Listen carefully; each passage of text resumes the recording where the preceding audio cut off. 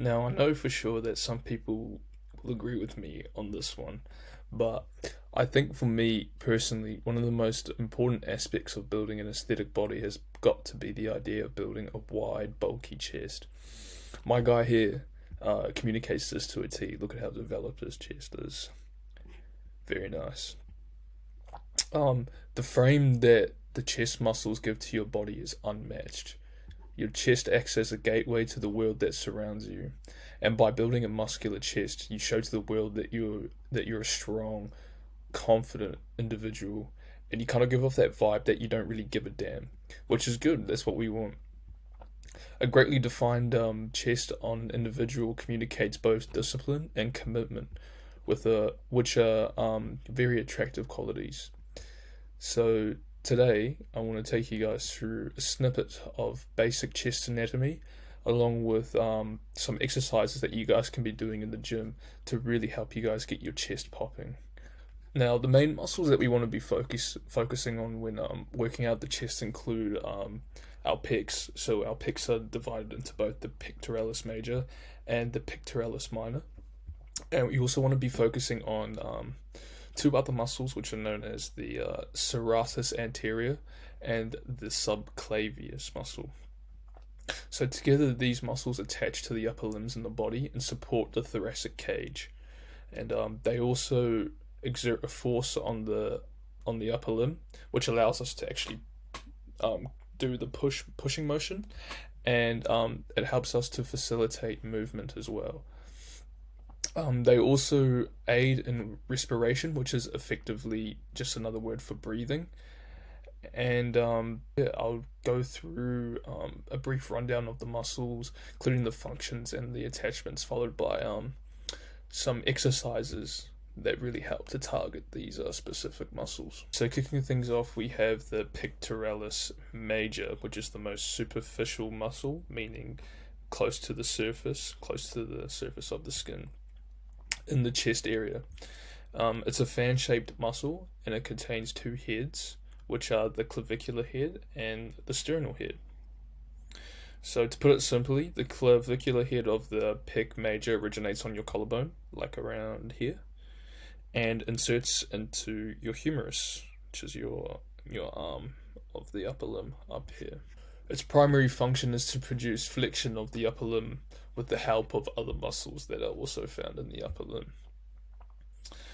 In terms of the sternal head, its origin is the anterior surface of the sternum. So this is our sternum right here, and as you can see, we can see this is the sternal head of the pec, which originates here, and it also originates from the superior six costal cartilages, which are basically your ribs, the cartilages found in your ribs.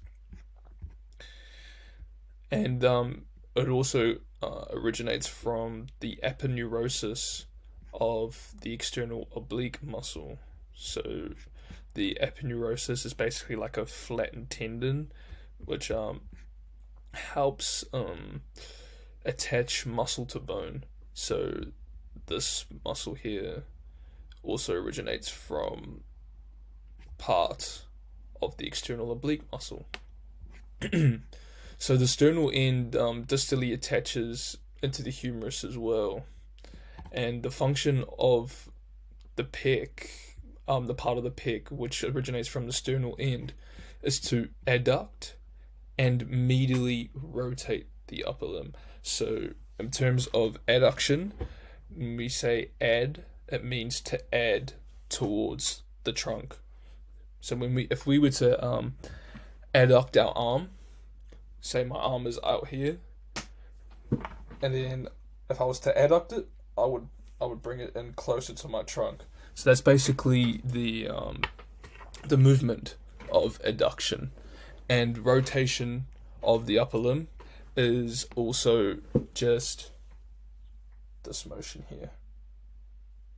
Medially, so rotating the limb medially means towards the middle. It also helps to move the scapula in an anterior inferior Range of motion, so anterior meaning forward and inferior meaning downward. So a forward downward kind of range of motion. So in terms of exercises, we can perform a flat bench press with either a barbell, or if you want to avoid muscular or strength imbalances, you can use dumbbells. So bench press is a compound movement, meaning that it works multiple muscles or muscle groups at once. So with the bench press, it targets the pec major and also the anterior deltoid of the shoulder and the triceps muscle that's found in the arm. So the bench press is actually a very versatile exercise, and we can actually add a decline or an incline to our bench in order to actually target specific areas of the pec. So by adding an incline of 15 to 30 degrees, we actually isolate the upper pecs, and by adding a decline of the same amount, we will isolate the lower pecs. A flat bench is a more balanced workout, or more balanced exercise, I should say, and actually works all parts of the pec without specifically isolating any given area. The pectoralis minor is the smaller muscle that lies more deep to the pec major. So deeper is like more further in of the body. It originates from the third to the fifth ribs, as you can see here, ribs 3 to 5. You see where the muscle originates from, and it inserts into the scapular bone at the coracoid process, as you can see here. It works to stabilize the scapula by drawing it anterior-inferiorly against the posterior side of the rib cage. Exercises that work the pec minor well include exercises that stabilize the scapula or involve leaning the upper body forward or drawing the shoulder blades down.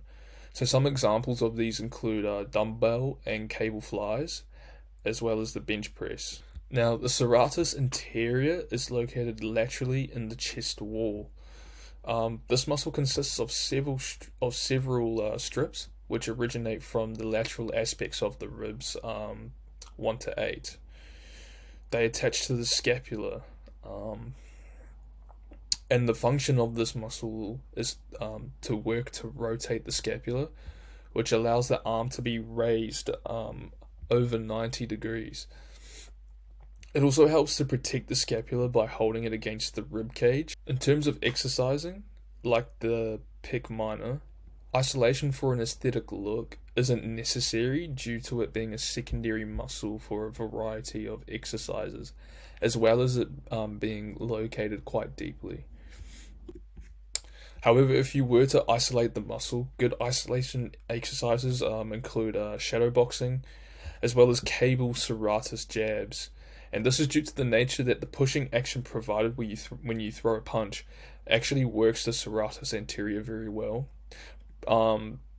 Provided, this is why some people refer to this muscle as the boxer's muscle, as most boxers, such as Manny Pacquiao here, have a very well defined serratus anterior and a low body fat percentage, which really helps show off the true potential that this muscle has in a aesthetic context. Now, the subclavius is another muscle in the chest area, and it's actually quite a small muscle, which is located directly beneath the clavicle and or your collarbone, as you could say, and it provides minor protection to the underlying neurovascular structures, such as like your blood vessels and your nerves that run through there. The muscle originates from the first rib, as seen here. You see there's an attachment there, and it works to anchor the clavicle down and depress it, so to move it inferiorly. It inserts into the inferior surface and the middle third of the collarbone, which is around here. Much like the serratus anterior, the subclavius is mainly a secondary muscle worked in a variety of chest-focused exercises. And because the subclavius works to stabilize the clavicle. Any exercise that requires stabilization of the clavicle will work the subclavius quite well. So prime examples of this will include the bench press or dumbbell flies. So yeah, that'll just about do it for today's video. Overall, the importance of building a strong chest is huge. In everyday areas of life, we use our upper limbs quite extensively and our shoulders as well. So by building a big, strong chest, we not only increase our body aesthetics and attraction from others, but we also gain improved posture, which reduces the risk of slouching and back pain further down the road.